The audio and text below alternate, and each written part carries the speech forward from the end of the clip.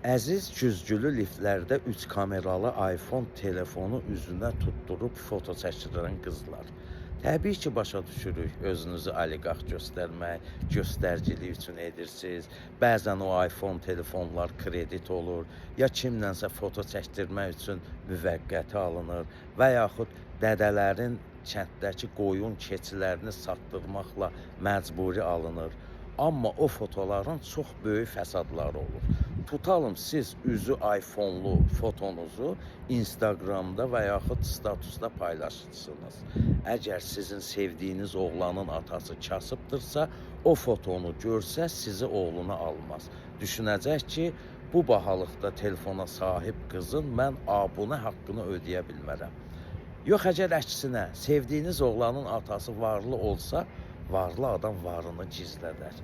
O saat düşünəcək ki, bu qız acgöz qızdır, acından ölənin biridir. Ona görə də gələcək ailə həyatınız puç olacaq.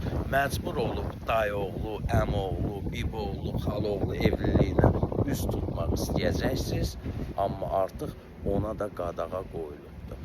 Ona görə də gələcək ailə həyatınızı xoşbəxt görmək istəyirsinizsə, özünüz və təbii olun.